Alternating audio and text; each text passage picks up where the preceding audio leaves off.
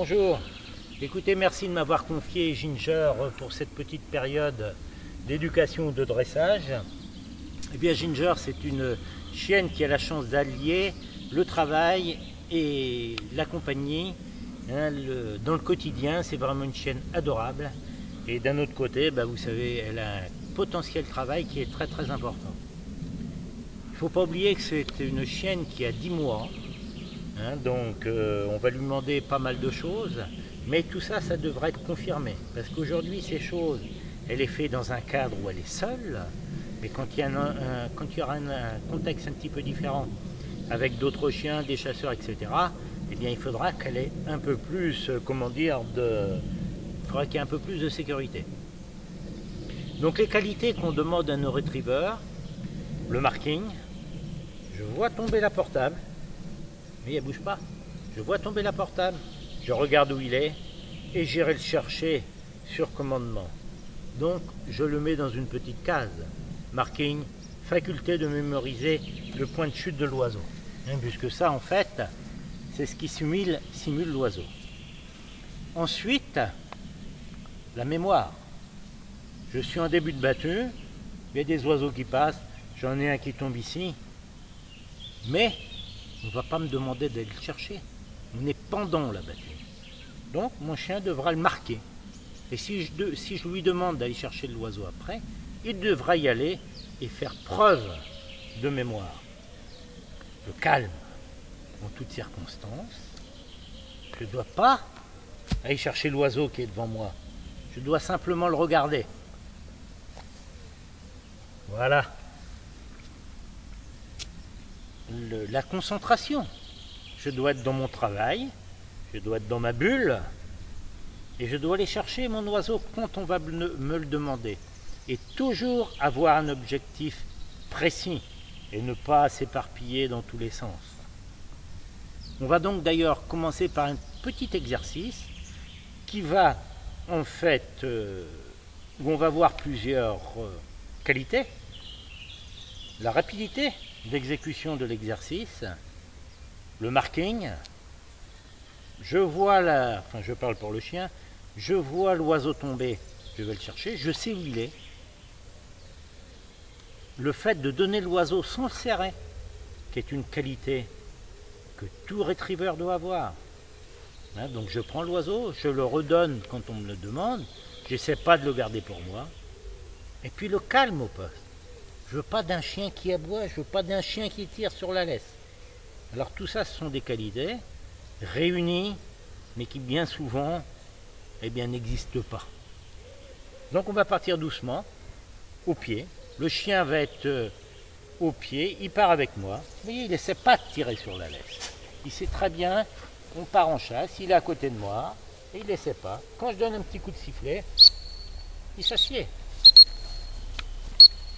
Voilà, conditionnement. Voilà. Dans son objectif, communication. On continue.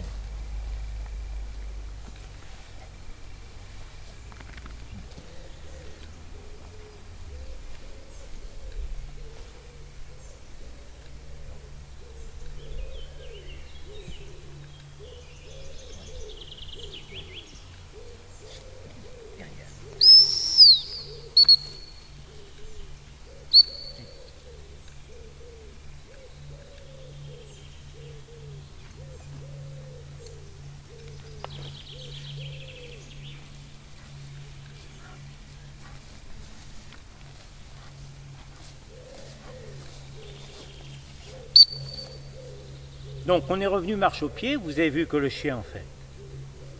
J'avais posé tout à l'heure des apportables ici, hop, il est venu venir ici. Ça m'a donné l'occasion de vous montrer que sur une erreur, au bout de 10 mètres, on peut l'arrêter. Il est parti, coup de sifflet appuyé, il s'est dit erreur. Donc il revient à mes pieds. Et là on revient ici, il a ses apportables dans la tête. Je vais lui demander d'aller chercher ce qu'il a vu. Mais toujours dans le calme. C'est jamais lui qui va décider du moment où il va partir. Et puis j'ai un voisin de droite, un voisin de gauche, qui ont travaillé toute la semaine, qui aujourd'hui viennent à la chasse pour se détendre. Donc je ne vais pas parler le moins possible. Les gens sont là pour se détendre, on n'est pas là pour entendre Pierre-Paul Jacques en train d'appeler son chien. Donc,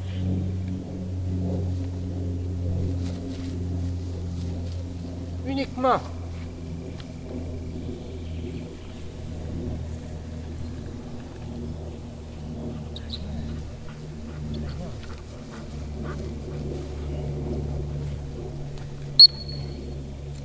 vous avez vu?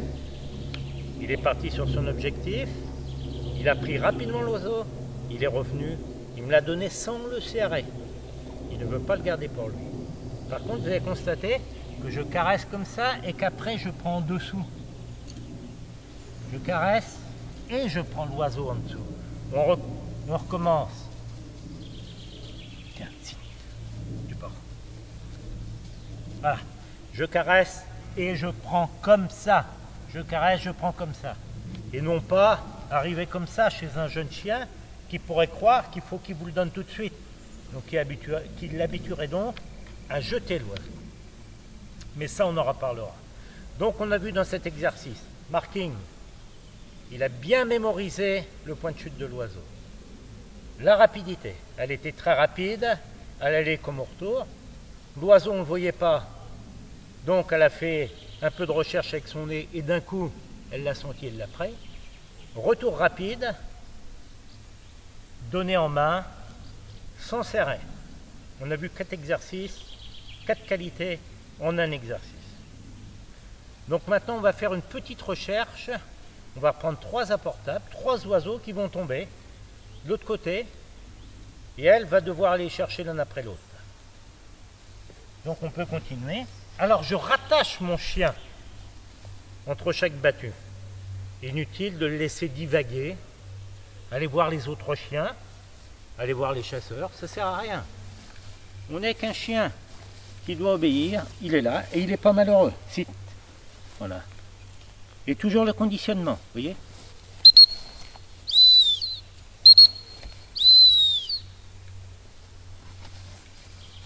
Alors vous avez remarqué aussi que le seul collier qu'il a, c'est le collier qu'il avait quand vous me l'avez donné, quand vous me l'avez confié. Parce qu'aujourd'hui, quelle désolation! Quand on arrive en chasse, qu'on voit tous ces chiens, évidemment ils ne bougent pas, parce qu'ils ont un collier électrique, et que si jamais ils bougent, pan, ils reçoivent une décharge. Mais quelle vie ils doivent avoir! Et ensuite, ça détruit leur travail. Parce que ou ils sont sous la soumission et ils ne travaillent plus, ou alors on leur retire leur collier et puis après ils font n'importe quoi. Non, pas de moyen de coercition, pas de pression, hein, pas d'artifice. Le chien doit être dressé comme ça, sans collier, sans rien. Uniquement par la méthode douce, hein, mon Ginger. Donc on va maintenant faire une petite recherche. Donc il y a 3 oiseaux qui vont tomber.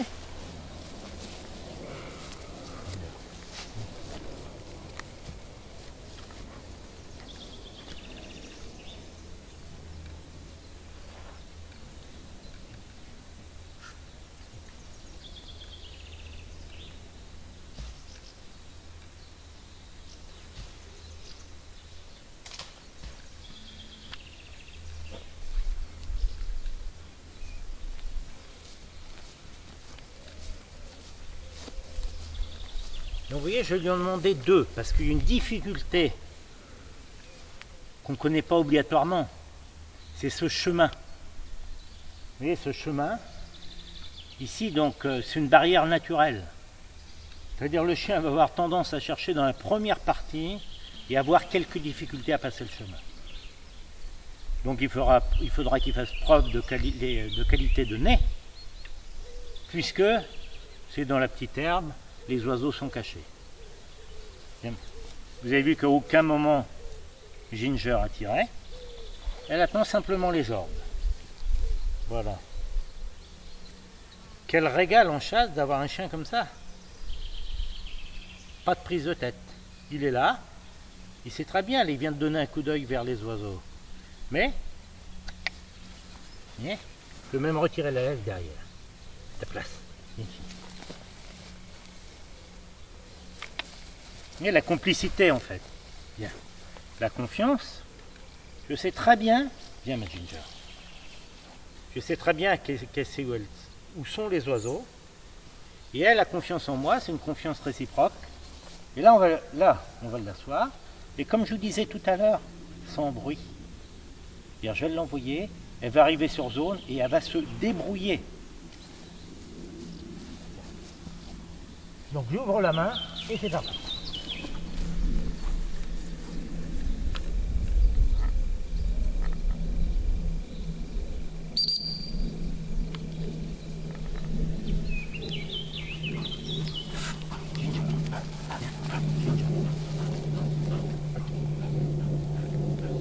Vous voyez, premier oiseau magnifique. On va en prendre simplement 2 sur 3 parce que c'est un petit peu difficile de retourner sur la même zone et de devoir compter qu'il en est tombé 3. Ça fait partie des légendes. Par contre, je vais lui indiquer une zone où elle doit retourner.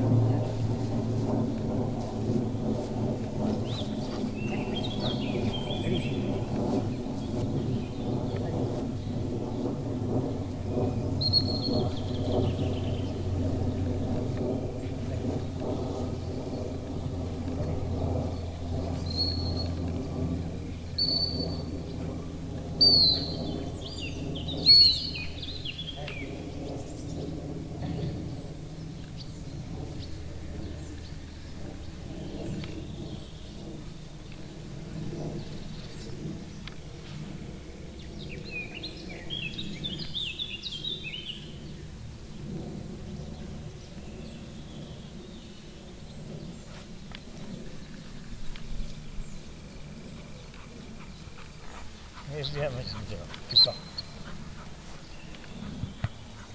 Et je passe. Alors pour le 3e oiseau, on va travailler dans la qualité. C'est-à-dire que, ici j'ai 2 oiseaux qui sont tombés. Quel intérêt pour elle d'aller les chercher? Aucun. Je peux aller les chercher moi-même, les rabatteurs peuvent les prendre. Il n'y a aucun intérêt, sinon de détruire, de risquer de détruire la qualité de son travail. Par contre, j'ai encore un oiseau qui est là-bas. Donc je vais m'approcher un petit peu. Vous allez voir que quand je vais m'en aller, elle va abandonner son objectif et se dire « Non, c'est pas ça qu'on me demande. C'est un oiseau là-bas que je n'ai pas ramassé. » Donc elle va me suivre. Bien.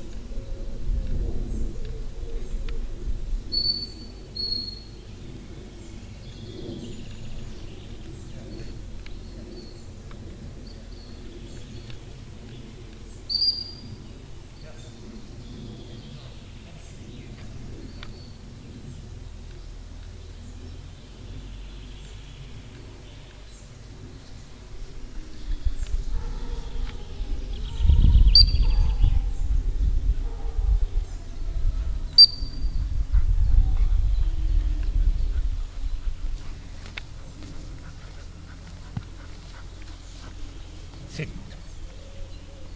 Dans cet exercice que j'ai voulu vous montrer, c'est qu'on pouvait faire une recherche sur un oiseau là-bas qu'elle n'avait plus connaissance, dans des petites herbes assez hautes, alors qu'elle a vu deux oiseaux tomber ici.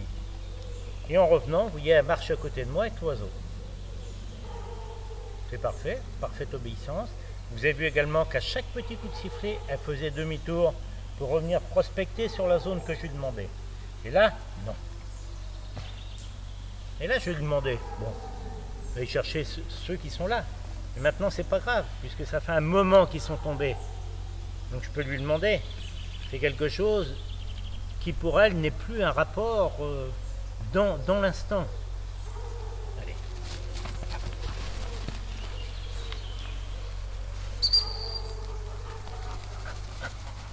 C'est très bien. Vous voyez, toujours. Ça. Toujours, on caresse, tu prends. Bien. Donc là, on va passer autour de l'autre, on va lui demander de ne pas le prendre. Tu restes, attention. Oui. Non. Non. Non. Non. Non. Stop. Non. Et cet oiseau, c'est moi qui vais le prendre. Pour lui montrer qu'en fait, c'est pas toujours à elle de ramasser. Et que c'est seulement quand on lui demande qu'elle le ramasse. Voilà, donc je ramasse l'oiseau, elle était à 1 mètre. Elle a parfaitement respecté mon travail, je dirais. Donc c'est très bien. Et maintenant, on va lui demander d'aller chercher l'autre pour finir, si elle s'en rappelle. Allez, devant. Allez, allez.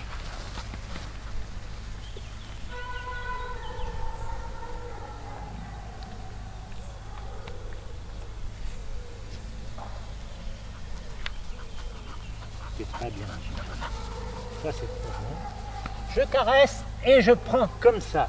Je m'assieds et donc on va se voir samedi.